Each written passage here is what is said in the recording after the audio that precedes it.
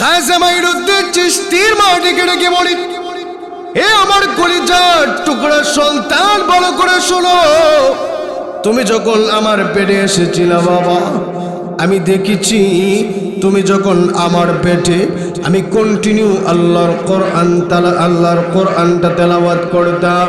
শুধু তাই নয়, আমি বেশি বেশি করে নামাজ আদায় করতাম, আল্লাহর দরবারে বেশি বেশি করে দোয়া করতাম। শুধু তাই নয়, তুমি যখন দুনিয়াতে জন্মগ্রহণ করেছো বাবা, দুনিয়াতে জন্মগ্রহণ করার পরে আমি তোমার কানের কাছে গুনগুন করে আল্লাহর কোরআন তেলাওয়াত করতাম। শুধু তাই নয়, আমি বেশি করে তোমার কানের কাছে জিকির করতাম। হে আমার কলিজার টুকরা সন্তান, শুধু তাই নয়, ভালো করে শোনো। তুমি যখন আমার ঘরে এসেছো রে বাবা, আমি যখন তুমি দুধ খাওয়ার জন্য চিৎকার চেঁচামেচি করতা, ওই দুধ খাওয়ার সময় আমি এমনি এমনি আমার বুকের বুটাটা তোমার মুখে দিই নাই রে বাবা। আমি সর্বপ্রথম উযু করতাম, উযু করে তারপরে তোমার মুখে আমি দুধটুকুন দিতাম। ও আমার কলিজার টুকরা সন্তান, এত কিছু করার পরে তুমি বলো না আমার সন্তানটাকে খারাপ হতে পারে?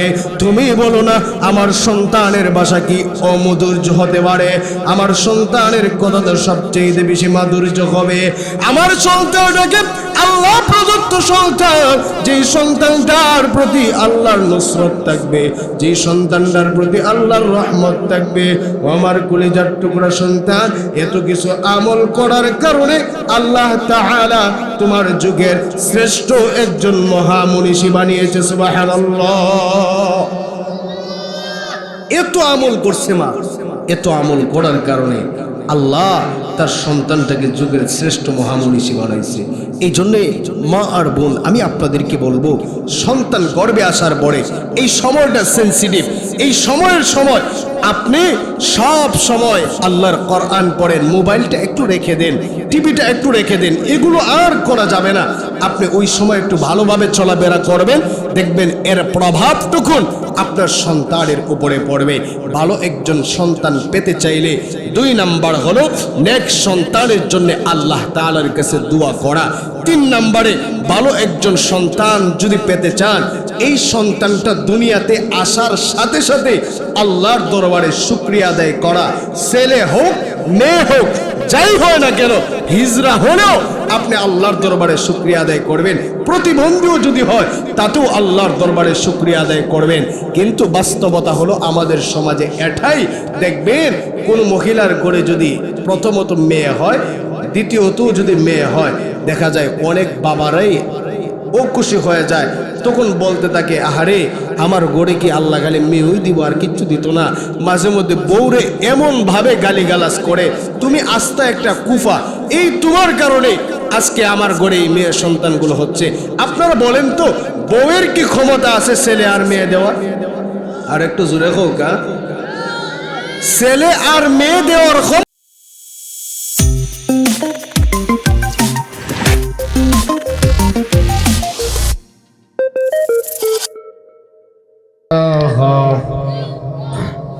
জবান খুলে দিয়ে পড়েন, লা ইলাহা লা ইলাহা ইল্লাল্লাহ, লা ইলাহা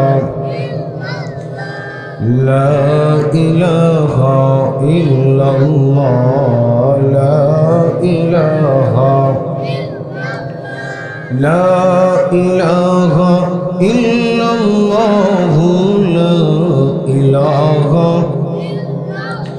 লা ইলাহা ইল্লাল্লাহ, লা ইলাহা সুবহানাল্লাহ, আলহামদুলিল্লাহ, লা ইলাহা ইল্লাল্লাহ, সুবহানাল্লাহ, আলহামদুলিল্লাহ, লা ইলাহা ইল্লাল্লাহ, সুবহানাল্লাহ, আলহামদুলিল্লাহ, লা ইলাহা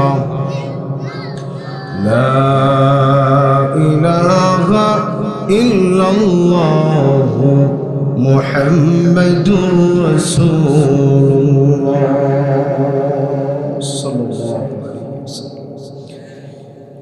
হেরাপুর বড় কুড়ি পাইকা গাজী বাড়ির উদ্যোগে 20তম বার্ষিক ওয়াজ ও দোয়ার মাহফিলের পরম শ্রদ্ধাভাজন সম্মানিত সভাপতি, দিগার জাতির শ্রেষ্ঠ সন্তান, যোগ্য বুজুর্গ মুআজ্জাজ মুকাররম হযরত উলামায়ে কেরাম ও অত্র এলাকার দিন দরদি ইসলাম প্রিয় মুসলমান ভাইরা, পর্দার আড়ালের অবস্থানরত শ্রদ্ধেয়া সম্মানিতা মা ও বোনেরা, বিশেষ করে আগামী দিনের জাতির কর্ণধার, জাতির রাহবার, জাতির ভবিষ্যৎ আমার সম্মানিত যুবক ভাইরা, শুরুতেই বিশ্ব জগতের প্রতিপালক, বিশ্ব মনিবের বিশ্ব দরবারে লাখ কোটি শুকরিয়া, যিনি অত্যন্ত দয়া করে মায়া করে ভালোবেসে আজকের এই মহতি মাহফিলে আপনাকে আমাকে আসার বসার তৌফিকটুকুন দান করেছেন। সেই জন্য সেই মহান মালিকের দরবারে হৃদয়ের আওয়াজকে উঁচু করে বলিষ্ঠ আওয়াজে সকলে কালিমাতুশ শুকর আদায় করি, বলি আলহামদুলিল্লাহ। আমার ভাই, আমরা এখানে যারা সমবেত হয়েছি, আমরা আসলেই ভাগ্যবান, আমরা আসলেই কপালওয়ালা। জীবিত উলামায়ে কেরামের সাহবতে আমরা আসতে পেরেছি। এমন একটি সময় আমরা এই জায়গায় সমবেত হয়েছি, গোটা পৃথিবীর মানচিত্রের ইতিহাস নিয়ে যদি আপনি আমি পর্যালোচনা করি, তাহলে দেখবেন গোটা পৃথিবীতে আজ মুসলমানরা নির্যাতিত, নিপীড়িত, পদদলিত, অপদস্থ। গোটা জায়গায় মুসলমানগুলো নির্যাতনের আক্রান্ত হয়ে আছে। মুসলমানদেরকে দ্বিধার্থে তারা হত্যা করছে। কেউ যদি ঈমানের কথা, ইসলামের কথা হৃদয়ের আওয়াজ থেকে উঁচু করে বলে, ওই মানুষটাকে শেষ করে দেওয়ার জন্যে বাতিল শক্তিগুলো উঠে পড়ে লেগে যায়। আজ থেকে 1450 বছর আগে আমার আপনার পেয়ারা নবী মুহাম্মদুর রাসূলুল্লাহ বলেছিলেন, আল কুফরু মিল্লাতু ওয়াহিদা। পৃথিবীতে এমন একটি সময় আসবে যখন গোটা পৃথিবীর কুফফার শক্তিগুলো ঐক্যবদ্ধ হয়ে যাবে। তাদের টার্গেট একটাই থাকবে, এই পৃথিবী থেকে ঈমানওয়ালাদেরকে, ইসলামওয়ালাদেরকে, মসজিদওয়ালাদেরকে, মাদ্রাসাওয়ালাদেরকে এই পৃথিবী থেকে উৎখাত করে দিবে। তারই ধারাবাহিকতায় আজ গোটা পৃথিবীতে মুসলমানদের উপরে নির্যাতনের স্টিম রোলার চালিয়ে যাওয়া হচ্ছে। শুধু কি তাই, আপনি যদি বাংলাদেশের দিকে তাকান, গত শুক্রবারেও আমাদের দেশের এক যুবককে তারা প্রকাশ্যে গুলি করে হত্যা করে ফেলছে। উসমান হাদি নামে এক যুবককে কেন হত্যা করেছে? তার ভিতরে ঈমান ছিল, সেই জন্য তাকে হত্যা করে ফেলেছে। বাতিল শক্তিগুলো যখন ঐক্যবদ্ধ হয়ে গেছে, ওই বাতিল শক্তির মোকাবেলায় মনে করতে হবে আজকের এই ছোট্ট মাহফিলটুকুন একটা জিহাদের সমতুল্য। কি বলেন, কথা ঠিক কিনা? সেই কথা যদি আমরা বিশ্বাস করি, মনোযোগ সহকারে অল্প কিছু সময় কোরআন এবং হাদিস থেকে আলোচনা শোনার নিয়ত করব। এখানে আমরা অল্প মানুষ, মনে রাখবেন পৃথিবীতে ইসলামের বিজয় এসেছে অল্পতে। বড় কোনো জামাতের মাধ্যমে যে বিজয় এসেছে এমন ইতিহাস খুবই কম। তবে অল্পতে আল্লাহ, ঈমান যদি মজবুত হয়, নেক আমল যদি সহি হয়, এর ভিতরে আল্লাহ তাআলা ভরপুর বারাকাত দান করে। যেরকম সুবহানাল্লাহ। তাহলে আমরা এখানে যারা অল্প মানুষ বসে আছি, আমাদেরকে মনে করতে হবে আমরা বদরের হাতিয়ারের মতো, আমার ইবনুল খাত্তাবের হাতিয়ারের মতো, খালিদ বিন ওয়ালিদের হাতিয়ারের মতো আমরা গর্জে ওঠে ঈমানের মতো দৌলতটাকে যে আমরা পেয়েছি, সেই জন্য আল্লাহর শুকরিয়া আদায় করার জন্য আমরা এই জায়গায় সুবহানাল্লাহ, আলহামদুলিল্লাহ, আল্লাহু আকবারের ধ্বনি দিতে রাজি আছি তো ইনশাআল্লাহ। প্রিয় ভাই, আমরা এখানে যারা সমবেত হয়েছি, আমরা মাঝে মধ্যে কোনো এক জায়গায় অনেক সময় হুজুরদের কাছে কিংবা মসজিদের খতিবের কাছে গিয়ে এতটুকুন বলি, হুজুর আমার ছেলের জন্য আপনি দোয়া করবেন, আমার মেয়ের জন্য আপনি দোয়া করবেন। কিংবা আপনি মাঝে মধ্যে কান্না করে, আমাদের দেশের অনেক বাবারা, গার্ডিয়ানরা এমন আছে যারা কান্না করে করে এসে বলে যে আমার, বাবারা কথা বললো না, কেউ কথা বলবেন না, সবাই এদিকে তাকান। মাঝে মধ্যে এমন সময় আমাদের দেশে হয় যে মানুষগুলো তারা সুন্দর করে করে আমাদের কাছে এসে বলে, এগুলো করেন না, তা আপনি সরেন, কিছু করতে হবে না, তাকো, কথা বলবে না ইনশাআল্লাহ। কেউ কথা বলে না, সবাই আমার দিকে তাকান। এই ছোট ভাই এদিকে তাকাও, আমার দিকে তাকাও, কেউ কথা বলবে না। বলছিলাম মানুষগুলো একজন আরেকজনের কাছে কিংবা ইমাম সাহেবদের কাছে গিয়ে দোয়া চায়, হুজুর আপনি আমার ছেলের জন্য মেয়ের জন্য দোয়া করবেন, তারা আমার কথা শোনে না। কিংবা অনেক বৃদ্ধ লোক আছে আমাদের সমাজে, যে বৃদ্ধ লোকগুলো বৃদ্ধ হয়ে যাওয়ার পরে তার ছেলে তাকে একটা বারের জন্য দেখে না, ইভেন তাকে ভাঙ্গা চোরা এক ঘরের ভিতরে রেখে দেয়। মাস কি মাস যায়, বছর কি বছর যায়, ভালো একটা শীতের কাপড় দেয় না, সুন্দর করে খাবারটুকুন তাকে পরিবেশন করে না। এরকম দুঃখে আমাদের দেশে অনেক বাবারা, অনেক গার্ডিয়ানরা আছে না নাই? আছে। মনে রাখবেন, এই দুঃখের জন্য, এই কষ্টের জন্য আপনার ছেলে দায়ী হওয়ার আগে আপনি হলেন সবচেয়ে বড় দায়ী। কারণ আপনি আপনার ছেলেকে ওইভাবে গঠন করেন নাই বিধায় এই জন্য আপনার ছেলে আজ আপনার উপরে চড়াও হয়ে বসে আছে। অল্প মানুষ, আমি আপনাদেরকে অল্পতে কয়েকটা মেসেজ দিয়ে যাচ্ছি বাবা, একটু মনোযোগ দিয়ে যদি শোনেন আজকের এই গাজী বাড়ির মাহফিলটুকুন, এটাই মনে করবেন আপনাদের সফলতা। এই জন্য আমরা সবাই একটু মনোযোগ সহকারে শুনি। প্রিয় ভাই, এতক্ষণ যাবৎ আমাদের কবির আহমদ সিদ্দিকী হাফিজাহুল্লাহর কাছ থেকে সুললিত কণ্ঠে আপনারা কথা শুনছেন। এখন কণ্ঠ ছাড়া একটু গুরুত্বপূর্ণ কিছু কথা আপনাদের কাছে শেয়ার করি, একটু মনোযোগ দিয়ে শুনবেন। আপনি যে একজন বাবা, আপনি একজন মা, আপনারও দায় আছে আপনার সন্তান নষ্ট হওয়ার পিছনে। এই জন্য ইসলাম বলে, আপনি যদি ভালো একজন সন্তান পেতে চান, যেই সন্তান আপনি বৃদ্ধ হয়ে যাওয়ার ফলে, আপনি একদম অচল হয়ে যাওয়ার পরেও আপনার সন্তান আপনার কথা শুনবে, আপনাকে আদর আপ্যায়ন করবে, এরকম একটা সন্তান যদি চান, তাহলে ইসলাম আপনাকে কিছু দিক নির্দেশনা দেয়। এই দিক নির্দেশনাগুলো যদি আপনি মানতে পারেন, তাহলে আল্লাহর রাসূল বলেন আপনি বৃদ্ধ হবেন ঠিক, আপনার বৃদ্ধ হওয়ার পরেও আপনার সন্তান আপনার পায়ে তৈল মালিশ করবে। সুবহানাল্লাহ। এই জন্য ইসলাম বলে সর্বপ্রথম এক নম্বরে যেই ছেলেকে আপনি এই দুনিয়ায় আনবেন, ওই ছেলের ভালো একজন মাকে তালাশ করে নিয়ে আসতে হবে। অর্থাৎ আপনি যখন বিয়ে করবেন কিংবা আপনার ছেলেকে বিয়ে করাবেন, ছেলেকে বিয়ে করানোর আগে ভালো একজন মেয়ে তালাশ করবেন, যেন আপনার আগামী প্রজন্ম সবচেয়ে ভালো হয়। সুবহানাল্লাহ পড়বেন না?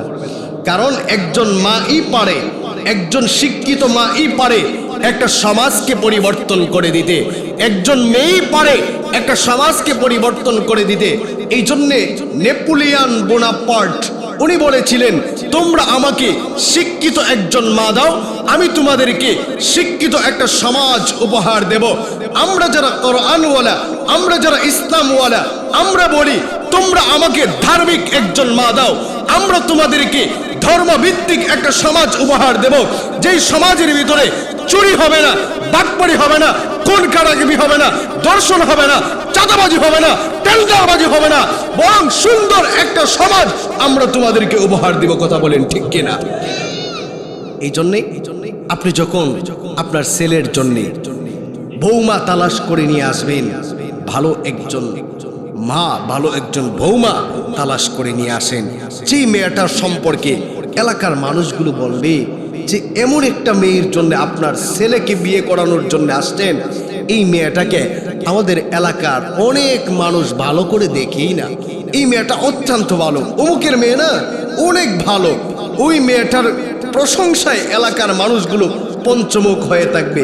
এমন একটা মেয়ে তালাশ করেন, করে আপনি বিয়ে করেন, দেখবেন আপনার ঘরটাকে আল্লাহ নূরে নূরান্বিত বানায় দিবে। যেরকম সুবহানাল্লাহ। আপনি যদি ভালো একজন সন্তান পেতে চান বাবা, এক নাম্বার হলো আপনি একজন ভালো মায়ের তালাশ করতে হবে। ভালো একজন মা যদি পেয়ে যান, তাহলে আপনি বিয়ে করে ফেলুন। বিয়ে করলে দেখা যাবে আল্লাহ তাআলা আপনার ঘরের ভিতরে রহমত বরকত দ্বারা ভরপুর করে দিবে। সুবহানাল্লাহ।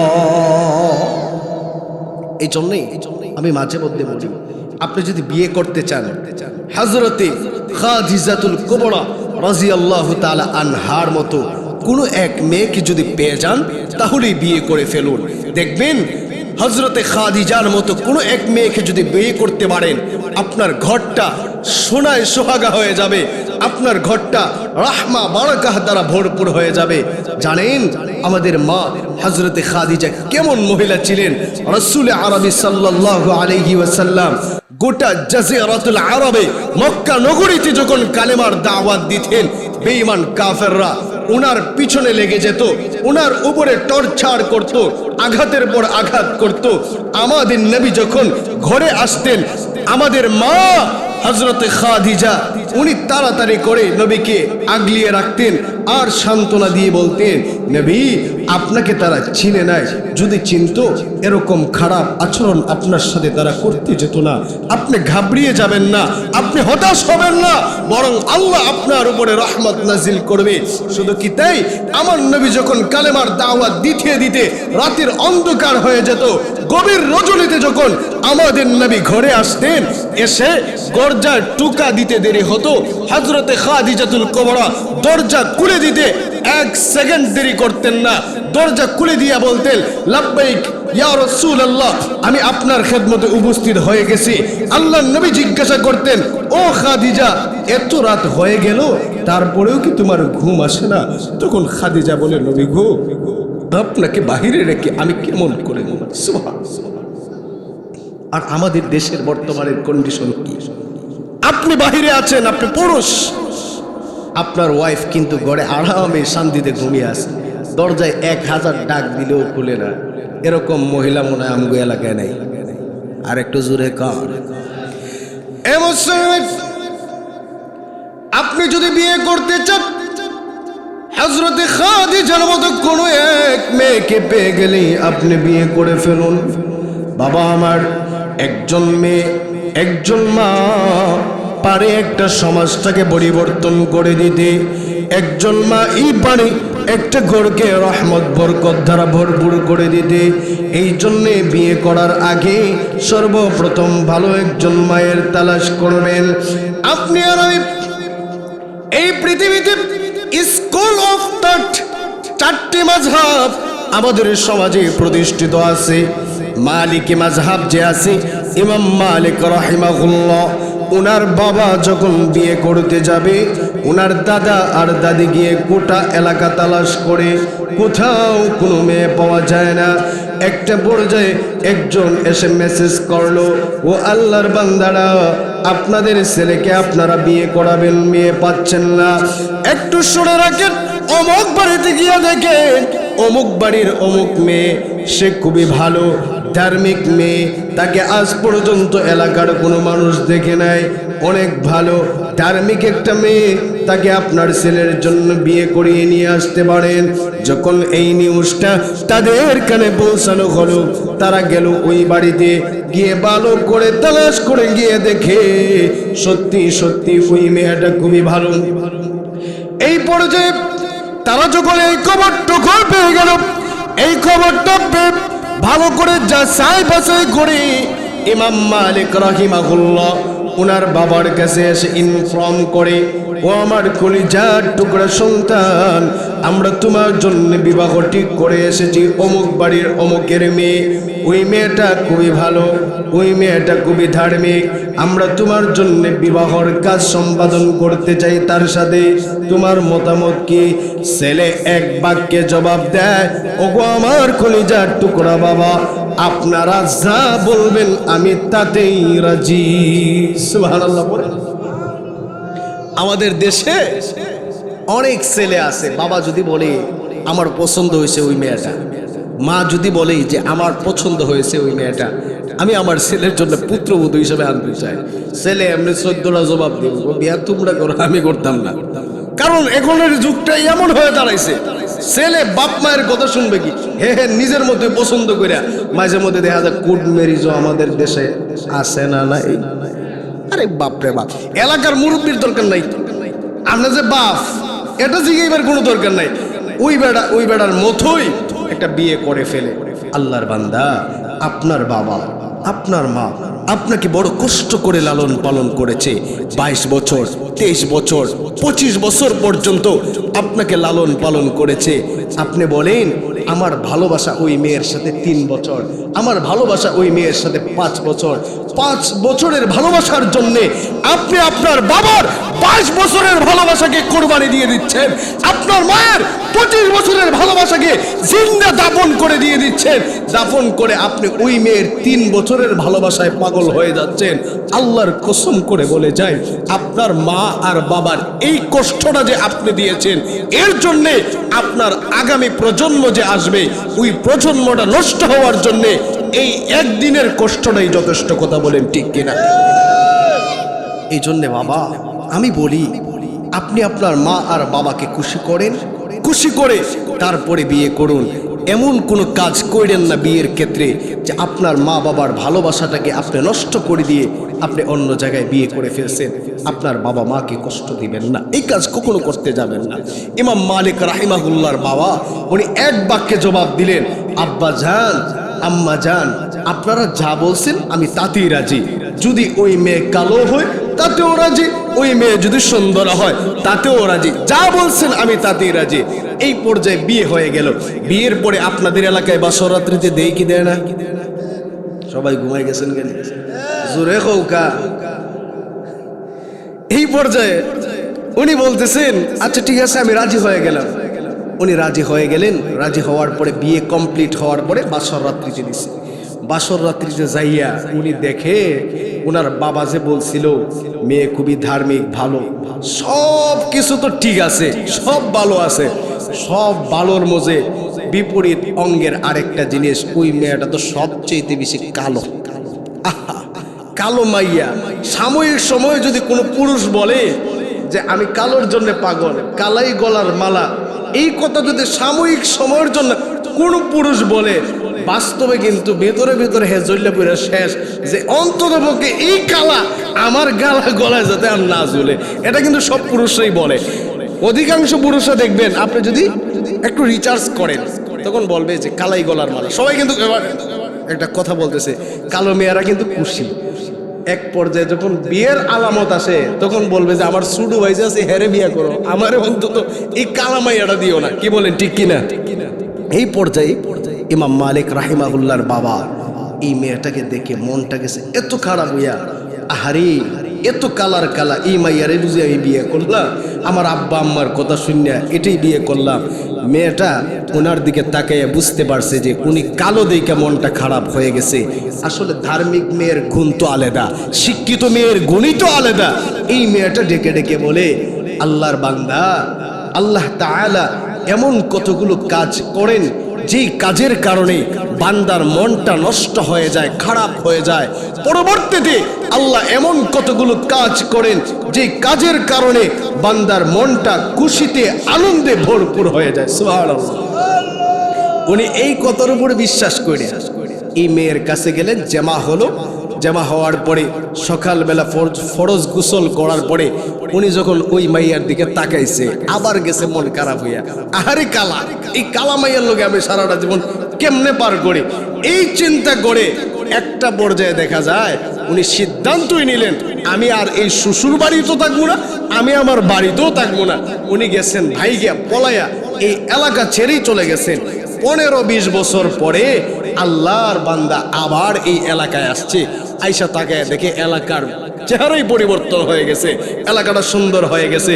সুন্দর একটা মসজিদ আছে, ওই মসজিদে ঢুকলেন। ঢুকে উনি জোহরের নামাজটুকুন আদায় করলেন। জোহরের নামাজ আদায় করার পরে তাকায় দেখেন সুদর্শন এক যুবক এই মসজিদের ভিতরে হাদিসের ক্লাস করাচ্ছেন, হাদিসের পণ্ডিত হাদিসের ক্লাস করাচ্ছেন। এই ক্লাস যখন করাচ্ছেন উনি তাকায় দেখি এত সুন্দর এক যুবক, এত চমৎকার ভাষায়, এত সুন্দর সাবলীল ভাষায় হাদিসের কথাগুলো বলতেছে। ওনার মনটা আনন্দে ভরপুর হয়ে গেল।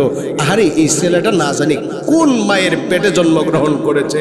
এই চিন্তা করতে করতে একটা পর্যায়ে যখন ক্লাস শেষ হয়ে গেল, উনি ওই লোকদের কাছে গেলেন যারা তার ক্লাসে ছিল, তাদের কাছে গিয়ে জিজ্ঞাসা করলেন এতক্ষণ যে ক্লাস করালো এই ছেলেটা কে? তখন তারা বলল উনি বর্তমান সময়ের সবচেয়ে বড় আলেম, উনি হলেন ইমাম মালিক রাহিমাহুল্লাহ। জোরে বলুন সুবহানাল্লাহ। এই কথাটা শোনার পরে উনি আনন্দ পাইলেন, আহা, এত বড় একজন আলেমকে আমি আজকে দেখতে পেলাম। এই কথা চিন্তা করে করে আস্তে আস্তে করে ওনার যে শ্বশুরালয় ছিল, আগের যে শ্বশুরালয় ছিল, ওই বাড়িতে গেলেন, গিয়ে দরজায় নক করলেন। নক করার পরে যেই যুবককে মসজিদে দেখেছিলেন, ওই যুবককে দেখা যায় এই ঘরে। এই যুবককে প্রশ্ন করলেন, বাবা আপনি এই ঘরে কেন?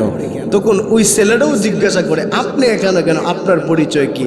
তখন উনি হতভম্ব হয়ে একটা পর্যায়ে বললেন, এই বাড়িতে অমুক মেয়ে আছে কিনা? কয় হ্যাঁ উনি তো আছেন। কয় উনি থাকলে ওনাকে বলো একটু সামনে আসার জন্যে। এমনি ছেলেটা বলে, না ওনাকে তো আসার জন্য বলতে পারি না, কারণ উনি তো পর্দা করে, উনি আমার মা। তখন ওনার চোখ দিয়ে পানি পড়তেছে। এক পর্যায়ে উনি বললেন, তুমি তোমার মাকে গিয়ে বলো এমন এক যুবক এখানে এসেছে, যেই যুবককে আপনি বাসর রজনীতে বলেছিলেন আল্লাহ তাআলা এমন কতগুলো কাজ করেন যেই কাজের কারণে বান্দার মনটা খারাপ হয়ে যায়, আবার এমন কতগুলো কাজ করেন যেই কাজের মাধ্যমে বান্দার মনটা খুশিতে আনন্দে ভরপুর হয়ে যায়। ওই ছেলে আজকে এই জায়গায় এসেছে, তুমি তাকে গিয়ে একটু ইনফর্ম করো। এমনি ছেলেটা গিয়ে যখন মাকে বলল, মা এমন এমন একজন আশ্চর্যান্বিত যুবক এসেছে, তখন মা চোখের পানিটা ছেড়ে দিয়ে বলে, তুমি কি তোমার বাবাকে চিনতে পারো না? এটা হলো তোমার কলিজার টুকরা বাবা। জোরে কর সুবহানাল্লাহ। এত বছর পরে বাবা আর সন্তানের মুলাকাত, দৌড়িয়ে গেছে, কে চড়ায় ধরে বলে, বাবা আজকে এতটা বছর আপনি আমাদেরকে ছেড়ে চলে গেছেন, আজকে আমি আপনাকে দেখে আনন্দিত। ও বাবা আপনি আমাদেরকে ছেড়ে আর কখনো যাবেন না। এমনি সন্তানের মাও এখানে উপস্থিত হয়ে গেছে। বাবা আর সন্তানের এই দৃশ্য দেখে উনিও আর কান্না থামাতে পারলেন না। একটা পর্যায়ে স্বামীকে জড়িয়ে ধরে বললেন, স্বামী আমার, আমি জানি আজ না হয় কাল আবারও আপনি আমার কাছে ফেরত আসবেন। সুবহানাল্লাহ পড়বেন না? সার কথা করে ইমাম মালিক রাহিমাহুল্লাহ ওনার কলিজার টুকরা বাবা ওনার স্ত্রীকে কাঁদবে। বাবা ওই মহিলার ভিতর তো আল্লাহ তাআলা নূর দিয়েছেন, জ্ঞানের আলো দিয়েছেন। মহিলাটা তো শিক্ষিত, তার তো ইলম আছে। ওই মহিলাটা তো দিলদার, ওই মহিলাটা তো আবেদা মহিলা।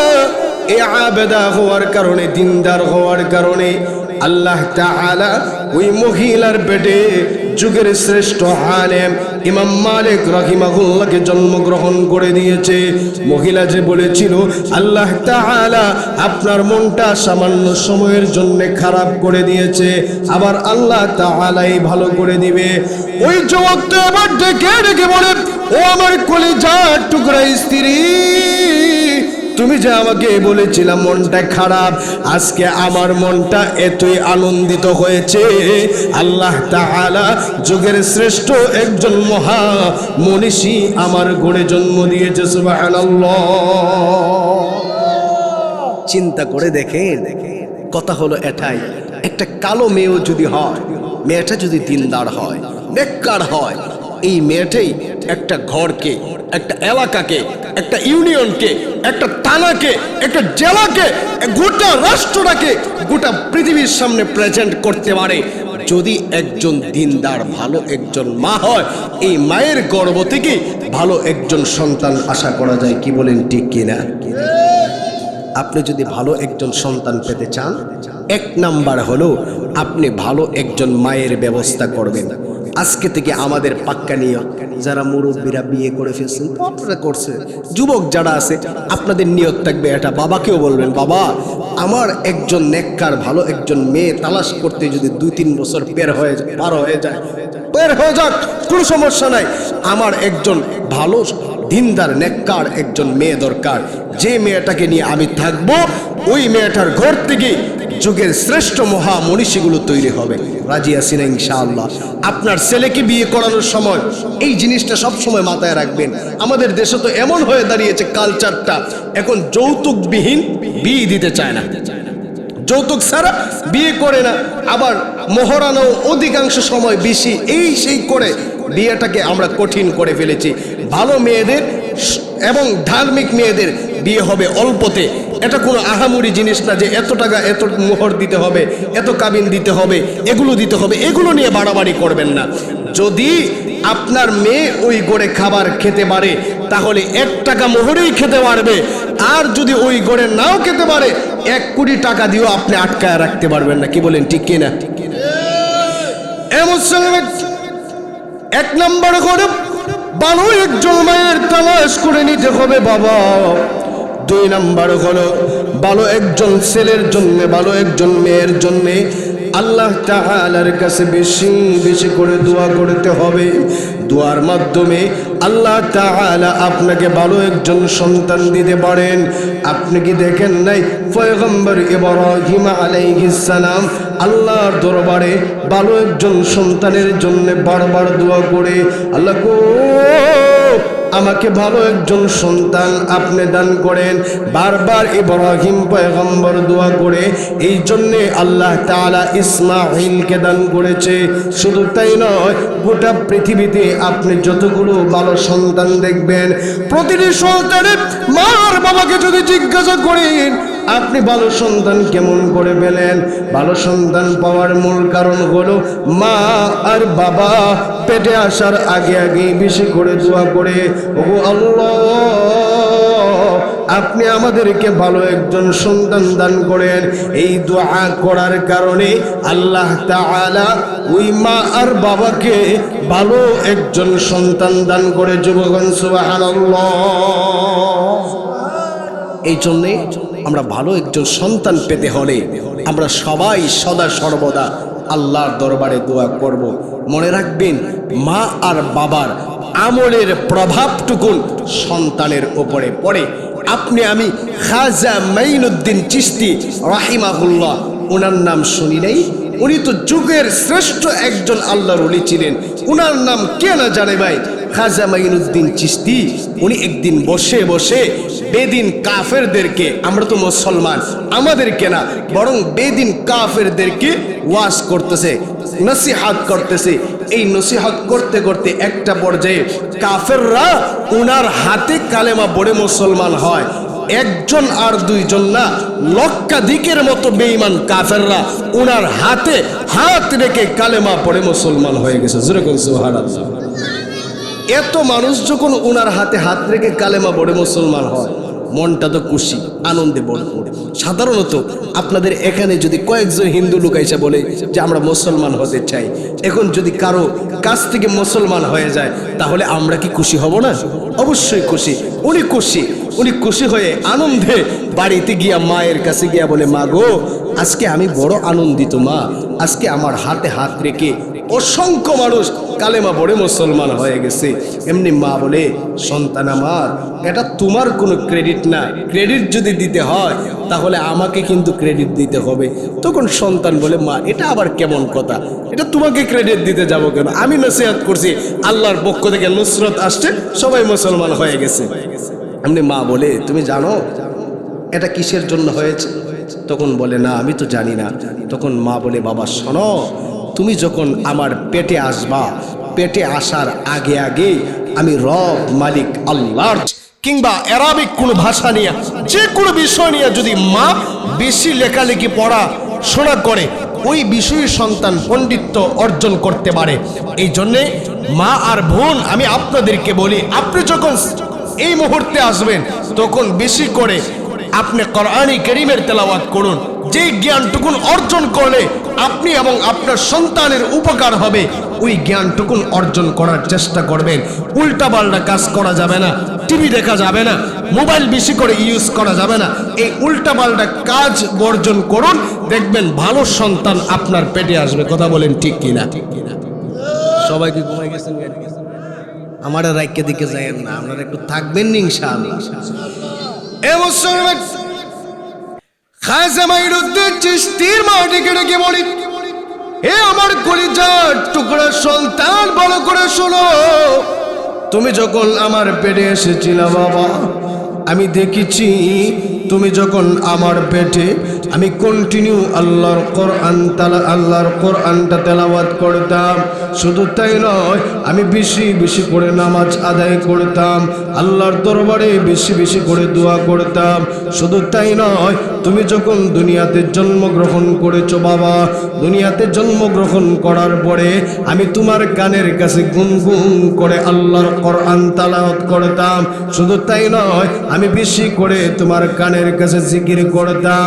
হে আমার কলিজার টুকরা সন্তান, শুধু তাই নয়, ভালো করে শোনো, তুমি যখন আমার ঘরে এসেছো রে বাবা, আমি যখন তুমি দুধ খাওয়ার জন্য চিৎকার চেঁচামেচি করতা, ওই দুধ খাওয়ার সময় আমি এমনি এমনি আমার বুকের বুটাটা তোমার মুখে দিই নাই রে বাবা। আমি সর্বপ্রথম উযু করতাম, উযু করে তারপরে তোমার মুখে আমি দুধটুকুন দিতাম। ও আমার কলিজার টুকরা সন্তান, এত কিছু করার পরে তুমি বলো না আমার সন্তানটাকে খারাপ হতে পারে? তুমি বলো না আমার সন্তানের ভাষা কি অমধুর্য হতে পারে? আমার সন্তানের কথা তো সবচেয়ে বেশি মাধুর্য হবে। আমার সন্তানটাকে আল্লাহ প্রদত্ত সন্তান, যেই সন্তানটার প্রতি আল্লাহর নুসরত থাকবে, যেই সন্তানটার প্রতি আল্লাহর রহমত থাকবে। ও আমার কলিজার টুকরা সন্তান, এত কিছু আমল করার কারণে আল্লাহ তাআলা তোমার যুগের শ্রেষ্ঠ একজন মহামনীষী বানিয়েছে। সুবহানাল্লাহ। এত আমল করছে মা, এত আমল করার কারণে আল্লাহ তার সন্তানটাকে যুগের শ্রেষ্ঠ মহামনীষী বানাইছে। এই জন্যে মা আর বোন, আমি আপনাদেরকে বলবো, সন্তান গর্ভে আসার পরে এই সময়টা সেন্সিটিভ। এই সময়ের সময় আপনি সব সময় আল্লাহর কোরআন পড়েন, মোবাইলটা একটু রেখে দেন, টিভিটা একটু রেখে দেন, এগুলো আর করা যাবে না। আপনি ওই সময় একটু ভালোভাবে চলাফেরা করবেন, দেখবেন এর প্রভাব তখন আপনার সন্তানের উপরে পড়বে। ভালো একজন সন্তান পেতে চাইলে 2 নাম্বার হলো নেক্সট সন্তানের জন্য আল্লাহ তাআলার কাছে দোয়া করা। 3 নাম্বারে ভালো একজন সন্তান যদি পেতে চান, এই সন্তানটা দুনিয়াতে আসার সাথে সাথে আল্লাহর দরবারে শুকরিয়া আদায় করা। ছেলে হোক মেয়ে হোক যাই হয় না কেন, হিজরা হলেও আপনি আল্লাহর দরবারে শুকরিয়া আদায় করবেন। প্রতিবন্ধীও যদি হয় তাতেও আল্লাহর দরবারে শুকরিয়া আদায় করবেন। কিন্তু বাস্তবতা হলো আমাদের সমাজে এটাই দেখবেন, কোন মহিলার ঘরে যদি প্রথমত মেয়ে হয়, দ্বিতীয়ত যদি মেয়ে হয়, দেখা যায় অনেক বাবারাই ও খুশি হয়ে যায়, তখন বলতে থাকে, আহারে আমার গড়ে কি আল্লাহ খালি মেয়েই দিব আর কিচ্ছু দিত না। মাঝে মধ্যে বউরে এমন ভাবে গালিগালাজ করে, তুমি আস্তা একটা কুফা, এই তোমার কারণে আজকে আমার গড়ে এই মেয়ে সন্তানগুলো হচ্ছে। আপনারা বলেন তো, বউয়ের কি ক্ষমতা আছে ছেলে আর মেয়ে দেওয়ার? আর একটু জোরে হোক, ছেলে আর মেয়ে দেওয়ার ক্ষমতা কোনো মহিলার হতে পারে না, কোনো মানুষের হতে পারে না। ছেলে দিলে মেয়ে দিলে আল্লাহই দিবে, সবকিছু আল্লাহ প্রদত্ত। প্রতিবন্ধী যদি কোনো এক মহিলার ঘরে হয়, তখন ওই মহিলার তো আর নিস্তার নেই। কত রঙের ঢঙ্গের কথা যে বলে, এলাকার মানুষ এসে, স্বামী তো বলে, শাশুড়ি তো বলতেছে, এলাকার মানুষ কিছু আইসা মহিলা বলে, আরে ছেলেটা নিয়ে খুব কষ্ট, যদি মইরা যেতে কি ভালো আছে, এরকম বলে কি বলে না? ছেলে নিয়ে কষ্ট, মেয়েটা নিয়ে কষ্ট, প্রতিবন্ধী, হাত নাই পা নাই, এটা যদি মইরা যেতে কি তাই ভালো আছে।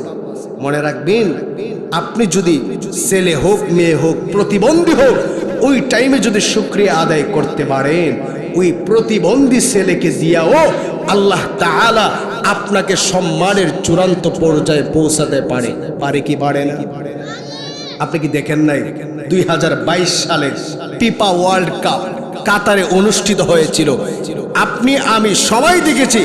গোটা পৃথিবীতে যখন ওয়ার্ল্ড কাপ ফুটবল টুর্নামেন্টগুলো, ক্রিকেট উদ্বোধন হয়, তখন দেখি আমরা গান বাজনা দিয়ে উদ্বোধন হয়।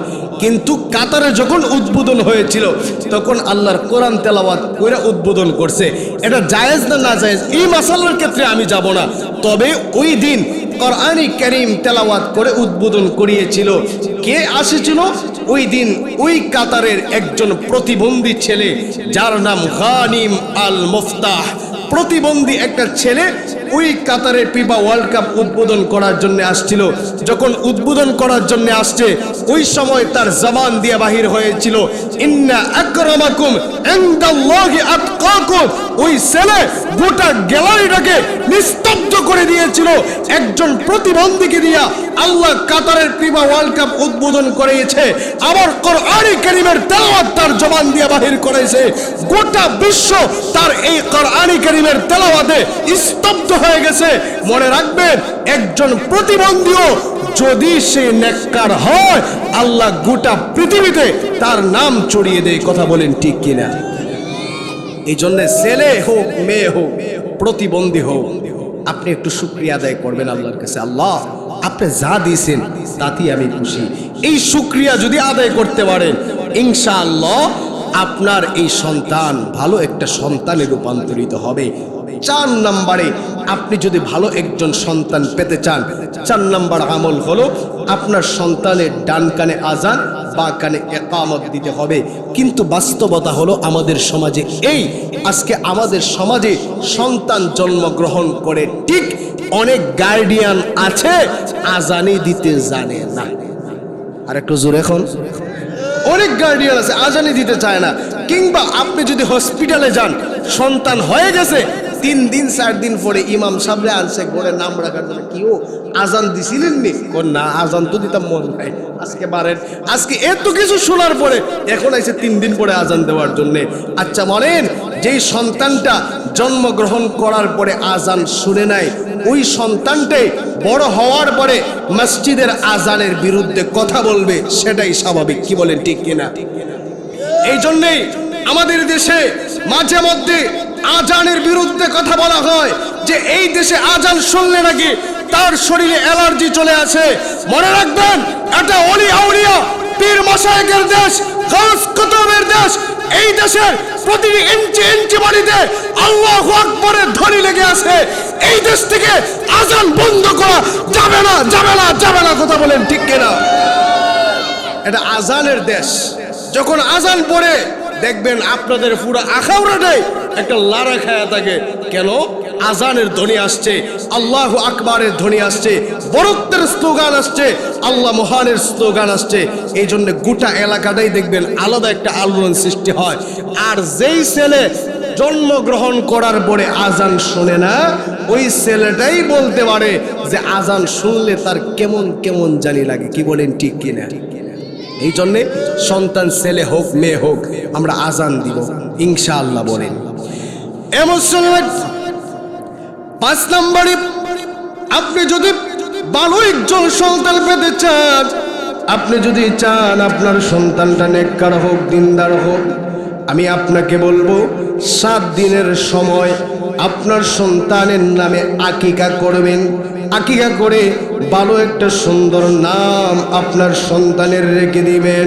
আপনার সন্তানের আকিকা যদি 7 দিনের দিন করতে পারেন, মনে রাখবেন আপনার ওই সন্তানটা ভালো একজন সন্তানে রূপান্তরিত হবে। সুবহানাল্লাহ।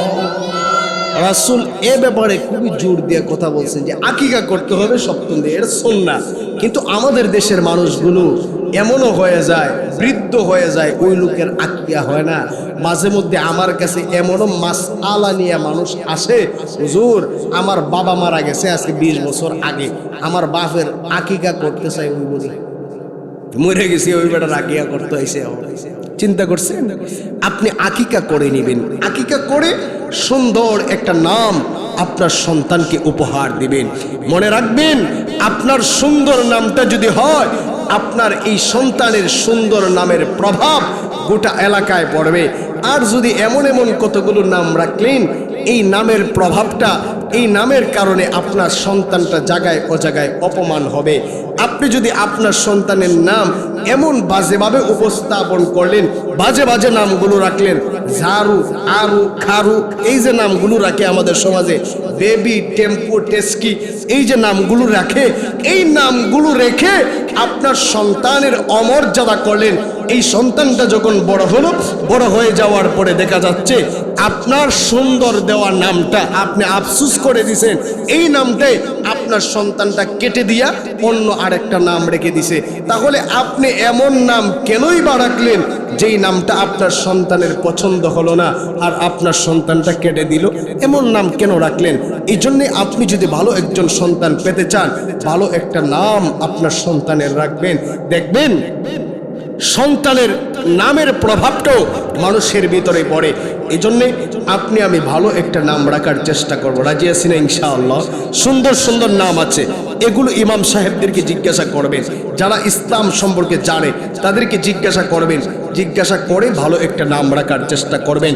আপনি যদি ভালো একজন সন্তান পেতে চান, 6 নম্বরে ভালো কোনো বুজুর্গ ব্যক্তিকে নিয়ে আসবেন, এনে ওই বুজুর্গ দিয়ে আপনি আপনার সন্তানের তাহনিক করাবেন। তাহনিক কি?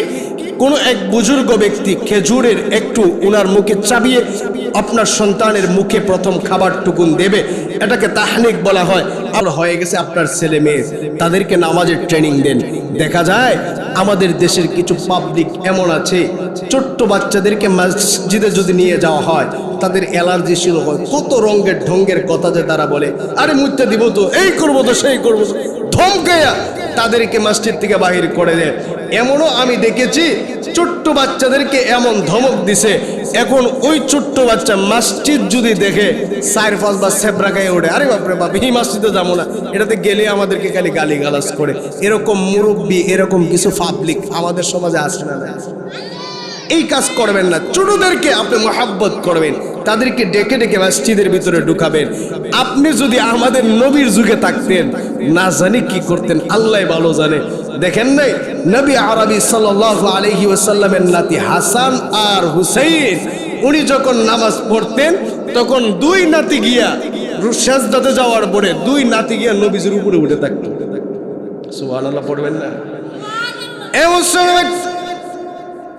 ছোট্ট নাতি নবী আরবি যখন নামাজ আদায় করে, নবী আরবির কলিজার টুকরা নাতি উনার উপরে উঠে যাইতো। নবী আরবি সুবহান রাব্বিয়াল আলা পড়তে পড়তে সময় চলে যায়, তারপরেও নাতি সরে না। একটা পর্যায়ে যখন সরে যায়, নবী আরবি তারপরে উঠে যেতেন।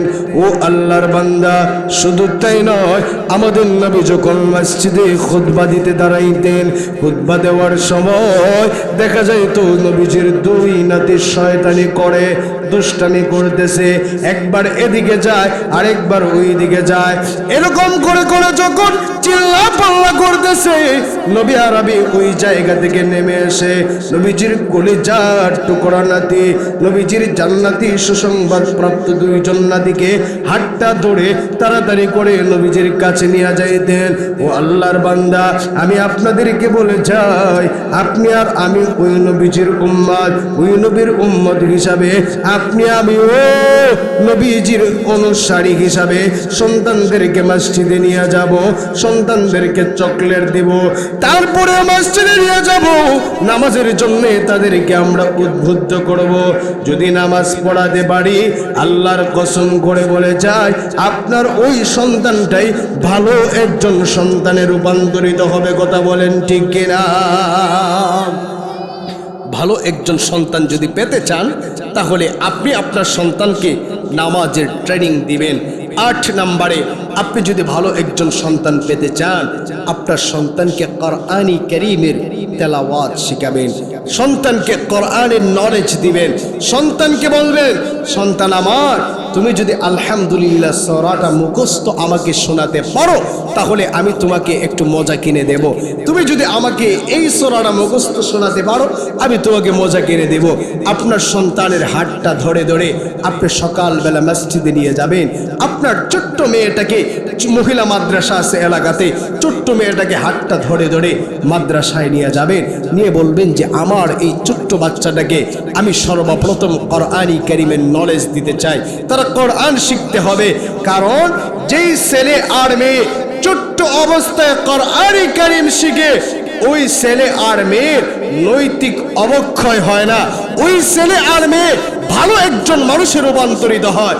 এই জন্য আমি আপনাদেরকে বলবো, ও হীরাপুর গাজীবাড়ির মানুষ, আমি আপনাদেরকে বলি, আপনি আর আমরা সবাই মিলে ছোট্ট অবস্থায় ছেলে আর মেয়েকে কোরআন শিখাবো। রাজি আছেন ইনশাআল্লাহ? কি অবস্থা আজ আমাদের দেশে মসজিদগুলো সকালবেলার বক্তব্যে মাইকে ডেকেও তাদেরকে আনা যায় না, কিন্তু 1 কেজি 1.5 কেজি 2.5 কেজি স্কুলে ফজর হওয়ার আগে সন্তান তো যায় সন্তানের মা সহকারে হাজির, সন্তান তো যায় সন্তানের মা ওই জায়গায় উপস্থিত, কিন্তু মসজিদে যাবে মসজিদের মুয়াজ্জিন 14 বার ডাহে, তারপরও তার ঘুম ভাঙে না। ও আল্লাহর বান্দা, কাল কঠিন কিয়ামতের ময়দানে আল্লাহ যদি জিজ্ঞাসা করে কেন কোরআনী কারীম শিখলা না, ওই দিন আপনার জবাবটা কি হবে একটু নিজের বিবেককে প্রশ্ন করে দেখেন। আমি আপনাদেরকে বলি বাবা, জীবনে যাই করেন না কেন আল্লাহর কোরআনের বিকল্প অন্য কোনো কিছু হতে পারে না। আপনি যদি আল্লাহর কোরআনে কারীমের তেলাওয়াতটুকুন করতে পারেন, কোরআনটা যদি মহব্বত করতে পারেন, এই কোরআনটাই আপনাকে জান্নাত পর্যন্ত নিয়ে যাবে। এই জন্য আমি আপনাদেরকে বলবো বাবা, আল্লাহর এই কোরআনটাকে আপনি তেলাওয়াত করা শিখে যান। সন্তানকে যখন কোরআনে কারীম শিখাবেন, ওই সন্তানটা যুগ শ্রেষ্ঠ একজন ভালো মানুষ হবে। 9 নম্বরে আপনি আপনার সন্তানটাকে হালাল হারামের শিক্ষা দেন। কোনটা হালাল কোনটা হারাম এই জিনিসটা আপনি আপনার সন্তানটাকে শিক্ষা দেন। আল্লাহর বান্দা, আপনি আপনার সন্তানটাকে একটু ডেকে কাছে আনেন, এনে ডেকে বলেন, ওগো আমার বাবা, আমি তোমাকে বলি সুদ খাওয়া এটা সবচেয়ে হারাম জিনিস, এই হারাম জিনিসটা তুমি কখনো খাবা না। ওরে আমার কলিজার টুকরা সন্তান, তুমি কখনো সিগারেট খাবা না, এটা খারাপ জিনিস। আপনি আপনার সন্তানটাকে ডেকে কাছে আনবেন, এনে ডেকে বলবেন, সন্তান আমার ভালো করে শোনো, তুমি কোনোদিন মানুষদেরকে গালি দিবা না। আপনি আপনার সন্তানটাকে ডেকে কাছে এনে বলবেন, ও আমার কলিজার টুকরা সন্তান, ভালো করে শোনো, তুমি কোনোদিন মিথ্যা কথা বলবা না। আপনি আপনার সন্তানটাকে ডেকে কাছে এনে যদি এই কথাগুলো বলতে পারেন, আল্লাহর কসম করে বলে যায় বাবা, আপনি এই কথাগুলো বলতে দেরি হবে, আপনার সন্তানটা মানতেও দেরি হবে না। আর আপনি যদি আপনার সন্তানদেরকে এই কথাগুলো না শেখান, আল্লাহর কসম আপনার সন্তানটাই পথভ্রষ্ট হবে। আপনি বৃদ্ধ হয়ে যাবেন ঠিক, আপনার সন্তানটা আপনার গলা চেপে ধরবে। আপনি যদি আপনার ভালো একজন সন্তান পেতে চান, আপনি আজকের পর থেকে কন্টিনিউ আপনি আপনার সন্তানটাকে নসিহত করেন, তাহলে আপনার সন্তান ভালো একটু সন্তান হবে। আপনি যদি আপনার ছেলের সামনে দাঁড়িয়ে সিগারেট খান, মনে রাখবেন আপনার সন্তান এলাকার সবার সামনে দাঁড়িয়ে গাঞ্জা খাবে, এটাই স্বাভাবিক। আপনি যদি আপনার ছেলের সামনে অন্য মানুষদেরকে গালি দেন, তাহলে আপনার ওই সন্তান বড় হয়ে আপনার এলাকার মুরব্বীদের গলা চেপে ধরবে, সেটাই স্বাভাবিক। কথা বলেন ঠিক কিনা? এই জন্য আমি আপনাদেরকে বলবো, খবরদার যারা সিগারেট খান, আপনি আপনার ছেলের সামনে কখনো সিগারেট খাবেন না। আপনার ওয়াইফকে কখনো আপনার ছেলে মেয়ের সামনে গালাগালি করবেন না, এলাকার মানুষের সামনে গালাগালি করবেন না। যদি করেন, আপনার ছেলের দেখবেন নৈতিক অবক্ষয় হবে, ছেলে খারাপ হয়ে যাবে। এই জন্য আমরা এই বিষয়ে সচেতন থাকবো। রাজি আছি না ইনশাআল্লাহ? প্রিয় ভাই আমার কলিজার টুকরা বড় ভাই, উনি চলে আসছেন। আমার আলোচনা আরো লম্বা হয়ে যেত, আমি আপনাদেরকে অল্পতে বুঝাইলাম যে একজন ভালো সন্তান যদি আপনি পেতে চান, তাহলে ভালো মায়ের প্রয়োজন। আপনি যদি ভালো একজন সন্তান পেতে চান, আল্লাহর দরবারে দোয়া করা প্রয়োজন।